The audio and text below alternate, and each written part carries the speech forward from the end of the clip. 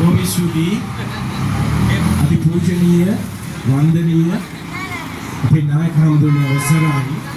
ඒ වගේම අපේ පක්ෂයේ මෙහෙයුම් ප්‍රධානතුමා අපේ පක්ෂයේ යෝධ ශක්තියක් ලබා දෙන අපේ කුරුණෑගල දිස්ත්‍රික්කයේ අපේ දිස්ත්‍රික් නායකතුමා වගේම හිටපු අමාත්‍යතුමා ජෝන්ස්ටන් ප්‍රනාන්දු මැතිතුමනි වගේම ගම්පහ දිස්ත්‍රික් නායකතුමා මගේ සහෝදර රාජ්‍ය අමාත්‍යතුමා දෙන්න එක අමාත්‍යංශයේ ඒ වගේම ගම්පහ දිස්ත්‍රික්කයේ පමණක් නෙවෙයි ලංකාවට අපේ පක්ෂ සංවිධාන කටයුතු වලට විශාල ශක්තියක් ලබා දෙන වගේම ලංකාවේ සාකා සමිති වැඩපිළිවෙල පළවෙනියටම ආරම්භ කරන්න ඒ ශක්තිය ලබා දීපු අපේ ඉන්දික අනුරුද්ධ අපේ දිස්ත්‍රික් නායකතුමනි ඒ වගේම යකඩ ගැහණිය කියලා මට ගන්නේ යකඩ පිට පක්ෂේ ඒ වගේම ගම්පහ යෝධ ශක්තියක් ලබා දෙන මම හිතන්නේ ආසනේ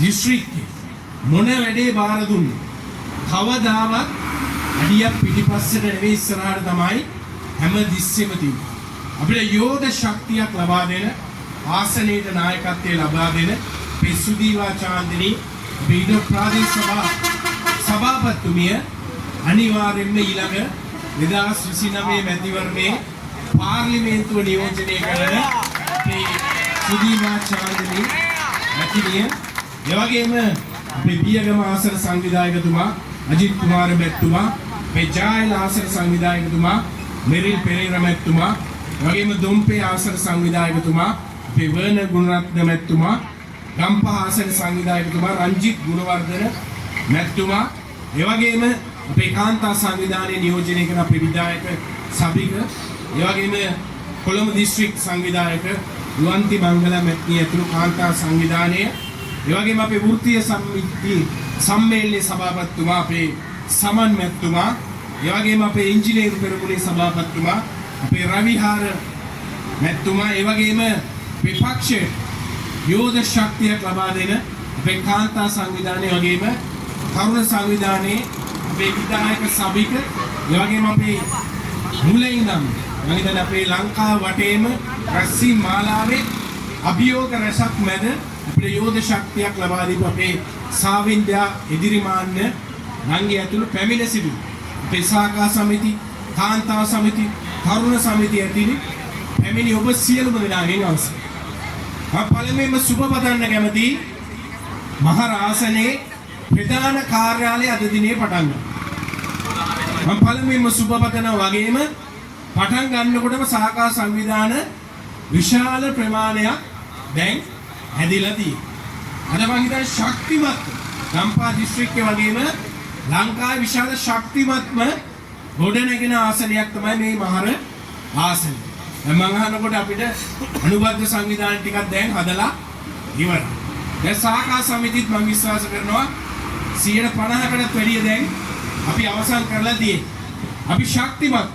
මම කාන්තාවක් විදියට අපේ කාන්තා සංවිධානයේට වගේ අපේ ආසනයේට යෝධ ශක්තියක් ලබා දෙන මේ සුදීමා සභාපති. විශේෂයෙන්ම අපි දැන් පක්ෂයක් විදියට විශාල වශයෙන් ගොඩනැගෙමින් ඉන්නේ. අපි පක්ෂයක් විදියට ප්‍රාදේශ සභාව තුළ ලංකාවේ වැඩිම ප්‍රතිශතයකින් වැඩි කරගත් පක්ෂයේ බවට අපි පත් වුණා. දැන් ඊට පස්සේ ක්‍රියාකාරීත්වය ගත්තත් එන්නම අපේ පක්ෂයේ වර්ධනය අද රට තුළ පෙනී. විශේෂයෙන්ම අපි ඒකට ස්තුතිවන්ත වෙන්න ඕන අපේ ජාතික සංවිධායකතුමා නාම රාජපක්ෂ මැතිතුමා. ඒ අභියෝගේ බාරගෙන ඒ නායකත්වයේ දීපු ඉඳ තමයි අද අපිට මේ විශාල ගමනක් යන්න ආරම්භ වෙලා තියෙනවා. අපි එක අරමුණක් තියාගන්න. මේ රට දිනවන එක අරමුණක් එක්ක තමයි දිස්ත්‍රික්කයේ විතර පාර්ලිමේන්තුවේ එක පක්ෂයකින් 16 දෙනෙක් ආණ්ඩු පක්ෂයේ 16 දෙනෙක් පත් වෙලා තියෙනවා. හැබැයි මේ දිස්ත්‍රික්කයේ තුල කොච්චර දුරට සංවර්ධනයක් වෙනවද? මේ දිස්ත්‍රික්කයේ මහින්ද රාජපක්ෂ මහත්තයන් පස්සේ කොච්චර සංවර්ධනයක් මේ දිස්ත්‍රික්කයට ඇවිල්ලා තියෙනවා. වැඩක් වෙනවද? පාරක් හැදෙනවද? සංවර්ධනයක් වෙනවද? රැකියාවක් උත්පාදනය වෙනවද? එයාපෝට් එක සංවර්ධනය වෙනවද?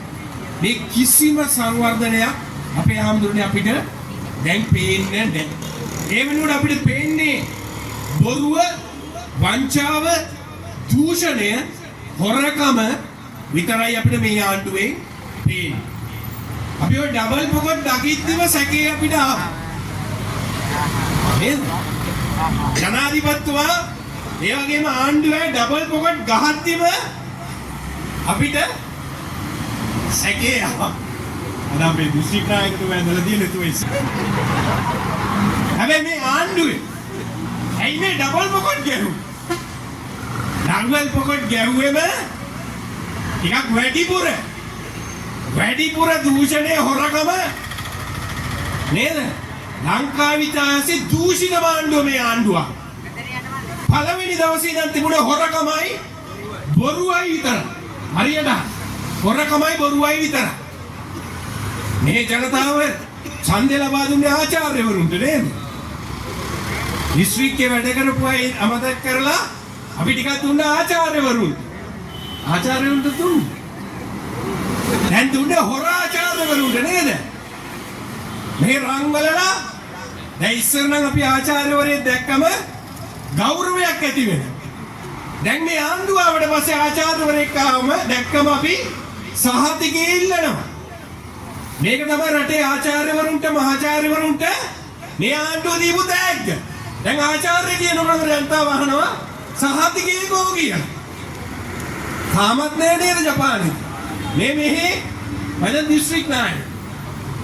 ඊට පස්සේ ආපු ගමන්ම ජනාධිපතිතුමාගේ අමාත්‍යාංශයේ කන්ටේනර් 323ක් පැන්නුවා. අදටත් දන්නේ කන්ටේනර් වල මොනවද තිබුණේ කියලා. ආයුධද, මත්ද්‍රව්‍යද, එහෙම නැත්නම් වාහනද මොනවද පැන්නුවේ කියලා අදටත් අපි දන්නේ නැහැ. ඊට පස්සේ කන්ටේනර් වංචාව ඉවර වෙනකොටම ගල්ලංගුරු වංචාව. ඊට පස්සේ පටන් ගත්ත ගල්ලංගුරු වලින් හොරගම් කරන. ඊට පස්සේ ආවා ඩීසල් වංචාව. ඊට පස්සේ තෙල් වලින් හොරගම් කරන්න ගත්තා. ඊට පස්සේ ආවා ක්ලීන් ශ්‍රී ලංකා වංචාව. ක්ලීන් ශ්‍රී ලංකා කියලා පටන් ගත්තා හැම ප්‍රාදේශීය ලේකම් කාර්යාලයකම තමන්ගේ හැකර් කෙනෙක් දාගන්න. හැම ප්‍රාදේශීය ලේකම් කාර්යාලයකම ගෙනිහිල්ලා දැම්ම JP කාර්යය. එයා හරහා තමයි ප්‍රාදේශීය ලේකම් කාර්යාලවල සභාවල හොරකම් ටික කරන්න එයාව පත් කරගන්න. ඊට පස්සේ දුන්න මහ බැංකුවට වැඩි. දුන්න වැඩි ඩොලර් බිලියන 2.5. ලක්ෂ වලින් ගත්තොත් 3500. ලක්ෂ 3500.